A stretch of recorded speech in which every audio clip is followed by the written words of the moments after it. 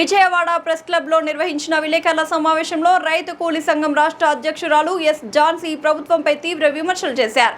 గిరిజన ప్రాంతాల్లో ఇళ్లపై ఏర్పాటు చేసిన సోలార్ ప్యానెళ్ల ద్వారా ఉత్పత్తి అవుతున్న విద్యుత్ను గిరిజనుల అవసరాలకు వినియోగించకుండా కార్పొరేట్ సంస్థలకు విక్రయిస్తున్నారని ఆరోపించారు.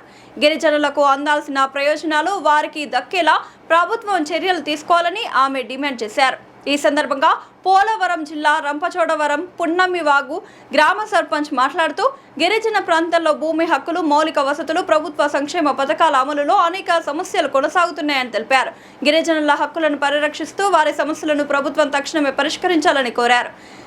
పత్రికేయ మిత్రులందరికీ నమస్కారం. నా పేరు ఎస్ ఝాన్సీ. నేను రైతు కూలీ సంఘం ఆంధ్రప్రదేశ్ రాష్ట్ర అధ్యక్షురాలని. నిన్న మేము రైతు కూలీ సంఘం ఆంధ్రప్రదేశ్గా ఈరోజు మా రాష్ట్ర కార్యవర్గ సమావేశం జరుపుకున్నాం. ఈ కార్యవర్గ సమావేశంలో అనేక రకాలైనటువంటి ముఖ్యమైన సమస్యల మీద కొన్ని ముఖ్యమైనటువంటి నిర్ణయాలు మేము తీసుకున్నాం. సమస్యలు కూడా ఏమేమి ఉన్నాయనేటువంటి దాన్ని మీ అందరి ముందు ఒకసారి మాట్లాడి దీనికి కావాల్సినటువంటి కార్యాచరణ ఏమిటి అనేటువంటిది కూడా మేము నిర్ణయించుకుని చెప్తాం.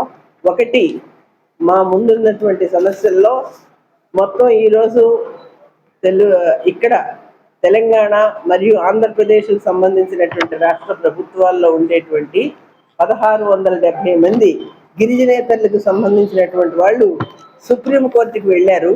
వాళ్ళు ఏ కారణం మీద వెళ్ళారంటే, గిరిజన ప్రాంతాల్లో 1/70 చట్టం ఉంది. ఆ చట్టాన్ని పూర్తిగా ఎత్తివేసి మొత్తం ఆ ప్రాంతంలో ఉండేటువంటి భూముల మీద హక్కులు అందరికీ రావాలనేటువంటి దాంతో వాళ్ళు కోర్టుకి వెళ్ళారు, సుప్రీంకోర్టుకి.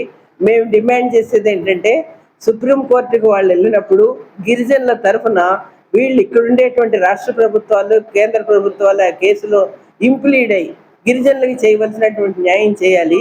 గిరిజనుల సమస్య, భూమి సమస్య అనేది ఒకటే కాదు, మొత్తం వాళ్ళ జాతికి సంబంధించినటువంటి సమస్య. క్రమేపీ ఆ జాతి కూడా పూర్తిగా అంతమైపోయేటువంటి పరిస్థితి ఉంది. కనుక దీన్ని పూర్తిగా వ్యతిరేకించాలనేటువంటిది ఒకటి. ఇంకా రెండో అంశానికి సంబంధించినటువంటి దాంట్లో పిఎం సూర్య ఘర్ యోజన పథకం అనేది ఒకటి ఉంది. అది చాలా ఘోరమైనటువంటి పథకం. ఈరోజు ఎస్సీ ఎస్టీ ఇళ్లకు సంబంధించినటువంటి వాటిని వాళ్ళంతా తీసుకుని వాళ్ళు పిఎం దాని కింద మొత్తం వాళ్ళ దగ్గర ఒక లెటర్స్ తీసుకుని ప్రతి ఒక్క ఇంటి దగ్గర కూడా కంపల్సరీగా వాళ్ళు చేస్తూ ఉన్నటువంటి పరిస్థితి ఉంది. ఇది తీసుకుని ఆ గిరిజనులు కానీ లేకపోతే ఎస్సీ ఇళ్ల మీద కానీ వీళ్ళకి ఏమాత్రం కూడా హక్కు లేకుండా 25 సంవత్సరాలు చదరపు గజానికి ₹1 చొప్పున అద్దె ఇస్తామని చెబుతూ వాళ్ళ మీద వాళ్ళ చేత సంతకాలు పెట్టించుకుని అక్కడి నుంచి ప్రొడ్యూస్ అయ్యేటువంటి సోలార్ ద్వారా వచ్చే కరెంట్ అంతా కూడా వీళ్ళకి వెళ్ళిపోతూ ఈ కరెంట్ అంతటినీ కూడా రేపు పెట్టబోయేటువంటి గూగుల్ సెంటర్లకి వీటన్నిటికీ చాలా చేస్తున్నారు. ఇది అసలు వాళ్ళతో ఎవరితో సంబంధం లేకుండా కొన్ని ఫారాలు తెచ్చి సంతకాలు పెట్టించి మొత్తం ఆ సర్పంచులతో కానీ ఎవరితో సంబంధం లేదు. ప్రజలకి ఏ మాత్రం కూడా వాళ్ళని ఎడ్యుకేట్ చేయకుండా, ఇన్వాల్వ్ చేయకుండా మీకోసమే ఈ కరెంట్ అని చెప్పి అన్యాయంగా ఈ కరెంటుకి సంబంధించినటువంటి దాంట్లో ఇప్పుడు ఏం చెప్తున్నారంటే, మేమిచ్చే కరెంటే మీకు వస్తుంది, కానీ అక్కడి నుంచి ప్రొడ్యూస్ అయ్యే కరెంట్ మాత్రం మేము డైరెక్ట్గా గిల్డ్కి కట్టేస్తాం, అది వేరే ప్రైవేట్ సంస్థకు అమ్మేస్తామని చెప్తున్నారు. ఇది చాలా ఘోరమైనటువంటి పథకం. ఇందులో కనుక మీరు అంగీకరించకపోతే ఎస్సీలకు సంబంధించిన దాంట్లో మీకు ఉన్నటువంటి సబ్సిడీలు కానీ రాయితీలు కానీ మేమేమి మీకు ఇవ్వమని చెప్తున్నారు. ఇది చాలా ఘోరమైనటువంటి అన్యాయమైనటువంటి పథకం.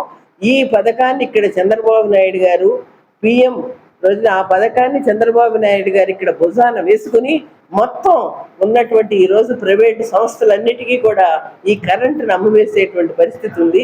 ఇది చాలా తీవ్రమైనటువంటి సమస్య. రేపు పర్యావరణం సమస్య, ఎల్లుండి ఏంటంటే వాళ్ళ ఇళ్ల మీదే వాళ్ళకి ఏమాత్రం హక్కు లేదు. ఒక అద్దె అనేటువంటి పేరుతో చెప్తున్నారు. ఈ అద్దె రేపు ఇవ్వచ్చు, ఇవ్వకపోవచ్చు. సబ్సిడీ అంటున్నారు, సబ్సిడీ ఇస్తే ఇవ్వచ్చు, ఇవ్వకపోవచ్చు. కానీ సహజంగా వచ్చేటువంటి ఆ విద్యుత్తుని వీళ్ళకి అందకుండా దీన్ని తీసుకుని వెళ్ళి మొత్తం ప్రైవేట్ సంస్థల యొక్క గ్యారెంటీకి ఇవ్వటం మాత్రం చాలా అన్యాయం. కనీసం ప్రకృతిలో ఉండేటువంటి సూర్యుడి ద్వారా వచ్చినటువంటి కరెంటును కూడా వీళ్ళకి అందనివ్వకుండా ప్రభుత్వం మధ్యలో అడ్డుండి మొత్తం వీటన్నిటినీ కట్టివేసి ఇవన్నీ కూడా ప్రైవేట్ సంస్థలకు ఇవ్వటం అనేది చాలా అన్యాయమైనటువంటిది అనేది మేము రైతు కూలీ సంఘం ఆంధ్రప్రదేశ్గా భావించి వీటిని ఎక్కడికక్కడ నిలదీయండి. మీ మీ సౌరశక్తి ద్వారా మీ ప్రాంతాలను మీరు నిలబెట్టుకోండి, మీ కరెంటు మీకు కావాలి అనేటువంటిది అయితే మేము రైతు కూలీ సంఘం ఆంధ్రప్రదేశ్గా తీసుకుంటున్నాం. అదేవిధంగా ఈ రోజు నుంచి ఒక రకంగా నిన్నటి నుంచి ఇక్కడ ఈ పథకాలని మొత్తం మహాత్మా గాంధీ జాతీయ గ్రామీణ ఉపాధి హామీ పథకాన్ని ఎత్తివేస్తూ ఇక్కడ ఉండేటువంటి విబిజీ రామ్జీ పథకాన్ని అమలు చేయబోతున్నారు. ఇది కూడా చాలా అన్యాయమైనటువంటిది. ఈ పథకాన్ని ఎత్తివేసి ఇంతకు ముందు ఉండేటువంటి గ్రామీణ ఉపాధి హామీ పథకాన్ని అమలు చేయాలనేటువంటి దాన్ని కూడా మేము మా రైతు కూలీ సంఘం ఆంధ్రప్రదేశ్గా మేము చెప్తూ ఉన్నాం. అదేవిధంగా ఇప్పుడు అందరికీ తెలుసు, ఒంగోలు జిల్లాలో పెద్ద ఎత్తున పొగాకు సంబంధించినటువంటి రైతాంగం పెద్ద ఎత్తున ఆందోళన చేస్తున్నారు. అక్కడ వాళ్ళకి గిట్టుబాటు రేటు లేదు. మేము డిమాండ్ చేస్తుందంటే 1,000 కోట్ల రూపాయలు అక్కడ ఉన్నది ప్రభుత్వం దగ్గర, డబ్బులు వాళ్ళకి ఇచ్చి మొత్తం ఈరోజు పొగాకు పండిస్తున్నటువంటి రైతాంగాన్ని ఆదుకోవాలని చెప్పి రైతు కూలీ సంఘం ఆంధ్రప్రదేశ్గా మేము డిమాండ్ చేస్తున్నాం.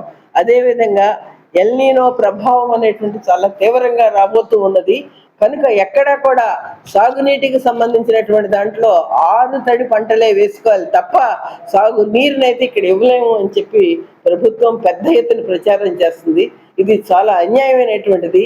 ఈ రోజు వరకు కూడా వీళ్ళు ఈ విధంగా ఎల్నీనో రాబోతుంది అని అంటే ఇప్పటి వరకు ప్రభుత్వం ఏం చేస్తుంది? ఎందుకు అక్కడ ఉండేటువంటి సహజ వనరులు కాపాడుకోవడం కోసం ఏం చేయటం లేదు. చేసి ఇప్పుడు మానేసి మీరు కేవలం ఆరుతడి పంటలు వేసుకోండి, వరి పండించడానికి వీల్లేదు, లేకపోతే పప్పు ధాన్యాలు పండించడానికి వీల్లేదు అని చెప్పడం అంటే రేపు భవిష్యత్తులో వాళ్ళకే కాదు మొత్తం భారతదేశంలో ఉండేటువంటి రైతాంగానికి కూడా ఆహార భద్రతకు సంబంధించినటువంటి సమస్య ఉంటుంది.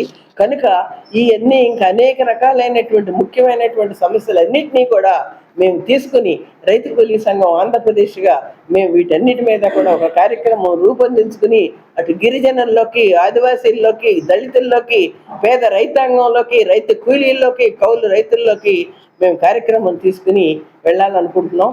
మీ యొక్క సహాయ సహకారాలని మేము ఈ పత్రికా ముఖంగా మీకు విజ్ఞప్తి చేస్తున్నాం.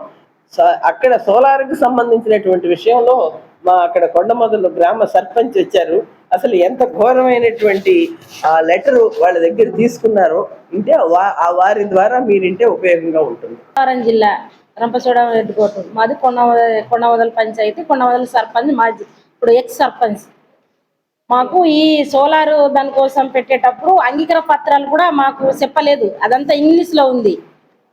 డైరెక్ట్ వచ్చారు, Aadhaar card, ration card, Aadhaar card, bank account, current bill ప్రతి ఇంటికి వెళ్ళారు. వెళ్ళిన తర్వాత అక్కడ ట్రైబుల చేత సంతకాలు పెట్టించుకోమన్నారు. ఎందుకంటే వాళ్ళంతా హిందీ వాళ్ళు, తెలుగు వాళ్ళు కాదు. ఏంటి అని మాలాంటి మాకు కూడా తెలియదు, ఎందుకంటే మాకే అనుకున్నాం మేము, కానీ అది మాకు కాదు. మొత్తం ఇంటి పైకి వచ్చి మొత్తం ఒక 2 నెలల నుంచి మొత్తం పని జరుగుతుంది. అంత హిందీ వాళ్ళు. ఏం జరుగుతుందంటే ఈ కరెంటు మనకేమని మేము ఊహించుకున్నాం, కానీ అది మాకు కాదు. సపరేట్గా వాళ్ళు ఒక మీటర్ పెట్టి, కరెంటు పక్కన మీటర్ పెట్టి మొత్తం ఇంటి పైకి ఎక్కి మొత్తం అద్దాలు సోలార్లు మొత్తం బిగిస్తున్నారు. బిగించిన తర్వాత ఇది ఏంటి అంటే అది మాకు కాదట, ప్రైవేట్ వాళ్ళకట. అందులో ఒక్క యూనిట్ కూడా మాకు కాదట. మొత్తము ఆ పైన మా ఇంటి పైన ఉన్న ఒకటి ఆ సోలార్లని తయారయ్యే కరెంటుని మేము కాపలదారులమట, అక్కడ ఉండే ట్రైబుల్ మొత్తం. ఇది చాలా అన్యాయం కదా. మొత్తం కరెంటులో ఉత్పత్తి అయ్యేది మాకు హక్కు లేదు, అధికారం లేదు. ఈ ఆధార్ కార్డులు, రేషన్ కార్డులు తీసుకున్నది ఎందుకంటే అక్కడ మొత్తం మేము కాపలకుంటకేమో ఈ సబ్సిడీ అన్నందుకు కూడా 250 రూపాయలు ఇస్తారో ఇవ్వరో అది ఊహలు. మాకు ఎవరు మీటింగ్ పెట్టి మాలాంటి వాళ్ళకు కూడా చెప్పడం కూడా లేదు. అది మేము ఊహించుకోవడం తప్ప. ఏంటి అని ప్రజలకు చెప్తా కూడా మాకు తెలియదు, మేము ఎలాగ చెప్పాము మాకే తెలియదు. ఇది చాలా అన్యాయంగా మొత్తం 2 నెలల నుంచి మొత్తం పని జరుపుకుంటూ వెళ్తుంది. అందులో ఉన్న ఒకటి మొత్తం ఆ పైన డాబా మీద వెళ్ళింది ఉన్న ఒకటి సోలార్లకు మేము అక్కడికి వెళ్ళకూడదట, ముట్టుకోకూడదట. ఇది చాలా అన్యాయం కదా. దీని మీద అయితే మాకు అర్థం అవ్వక మేము ఇన్ని రోజులైతే ఊరుకున్నాం. ఇప్పుడైతే మా ప్రజల్ని మేము ఇది చాలా అన్యాయం, మనము వాళ్ళు ప్రైవేట్ వాళ్ళకి ఇచ్చేటప్పుడు మేము ఎందుకు మన ఇంటికి హక్కు లేకుండా మనం ఎందుకు ఉండాలి అని మొత్తం మీద మా ప్రజల్ని అయితే మొత్తం మేము చెప్పి వాళ్ళని ఇది అన్యాయం అని అడిగే దశలో మేము వెళ్తాకైతే మేము సిద్ధంగా ఉన్నాము. ఇంతవరకు నాకు సర్పంచ్గా ఉన్న లాంటి దాన్ని నాకే తెలియదు. ఇప్పుడు మాకు తెలిసింది కాబట్టి ప్రతి గ్రామంకి వెళ్ళి మా ప్రజల్ని ఖచ్చితంగా ఇది అన్యాయం అని చెప్పవలసిందే, గొంతెత్తి మేము ప్రభుత్వానికి నిలదీయవలసిన అవసరం అయితే ఖచ్చితంగా ఉంది. ఇది నేను చెప్పదలుచుకున్నది. మీరేమైనా అడిగితే సమాధానం చెప్తాను. ఇప్పుడు మీ దగ్గరికి వచ్చి ఫామ్స్ ని సంతకం పెట్టుకున్నప్పుడు మీరు సర్పంచ్ ఉన్నప్పుడు మీ దగ్గర ఒక పక్కన ఎవరైనా ఎడ్యుకేషన్ పర్సన్ పెట్టారు కదా, ఏంటి ఏంటి ఎందుకు వచ్చారు వీళ్ళు ఎందుకు వచ్చారు అని ఆ పర్సన్ మీకు కూడా ఏం చెప్పలేదా? చెప్పలేదండి, రాలేదు, చెప్పలేదు. అసలు మీ ఏరియాలో ఉండే అధికారులు ఎవరొకరు ఏంటి అంటే మనకే తెలియదు, మనం ఎలా చెప్పాము. ప్రజలు అనుకుంటారు ఇది గవర్నమెంట్ ఇస్తుంది కదా, మళ్ళీ ఈ సర్పంచ్ గా రావు చేస్తున్నారు అన్నది కూడా రావాలి కదా. అది నాకు పూర్తిగా నాకు తెలిస్తే ఇది తప్పు, ఇది మంచిది కాదని చెప్తాకు ఉండాలి కదా. నేను తెలియకుండా వాళ్ళని మాట్లాడకూడదు కదా. వచ్చేదాన్ని కూడా మా సర్పంచ్ గా రావు చేస్తున్నారు అనుకుంటారా, అనుకోరా? మరి నాకు తెలియకుండా నేను చెప్పలేను కదా. వాళ్ళతో మాట్లాడదామంటే వాళ్ళంతా హిందీ వాళ్ళు, మహారాష్ట్ర నుంచి మధ్యప్రదేశ్ నుంచి వచ్చిన వాళ్ళు. మాట్లాడతా ప్రయత్నం చేసాం కానీ వాళ్ళది హిందీ ఇంగ్లీషు మాకు రాదు.